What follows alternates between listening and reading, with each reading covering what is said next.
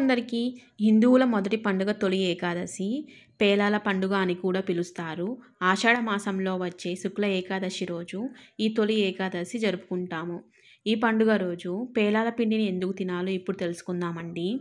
తొలి ఏకాదశి నాడు పేలాల పిండిని తప్పక తినాలని మన పెద్దలు చెబుతూ ఉంటారు.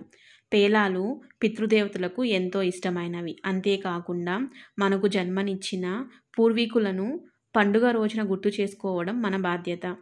వాతావరణ పరిస్థితుల్లో మార్పు వచ్చే కాలం కాబట్టి మన శరీరం ఆరోగ్యపరంగా అనేక మార్పులకు లోనవుతుంది. గ్రీష్మ ఋతువు ముగిసిన తర్వాత వర్ష ఋతువు ప్రారంభమయ్యే కాలంలో ఉష్ణోగ్రతలు ఒక్కసారిగా పడిపోతాయి. ఈ సమయంలో శరీరానికి పేలాల పిండి వేడిని కలుగజేస్తుంది. అందువలన ఈరోజు ఆలయాల్లో, ఇళ్లల్లో పేలాల పిండిని ప్రసాదంగా పంచడం ఆనవాయితీగా వస్తుంది. ఈ పేలాలంతా వేగడం అయిపోయింది కదండి. ఇప్పుడు ఒకసారి ఫ్లేమ్ లోలో పెట్టుకొని మళ్ళీ ఒకసారి బాగా వేయించుకుందాము. ఈ పేలాలంతా బాగా వేయించుకున్న తర్వాత మనము స్టవ్ ఆఫ్ చేసుకోవాలి. ఆఫ్ చేసుకొని ఈ పేలాల్ని బాగా చల్లారనివ్వాలి.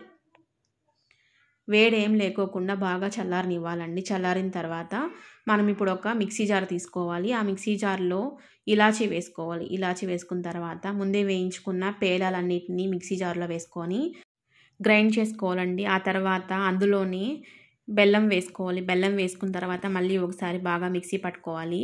మరీ మెత్తగా కాకుండా కొంచెం బరకగా అయితే మిక్సీ పట్టుకోవాలండి. ఈ పేలాల పిండి హెల్త్కి చాలా మంచిదండి. అలానే మీకు ఈ వీడియో నచ్చినట్లయితే లైక్ చేయండి, షేర్ చేయండి, సబ్స్క్రైబ్ చేసుకోవడం మాత్రం మర్చిపోకండి. Thanks for watching.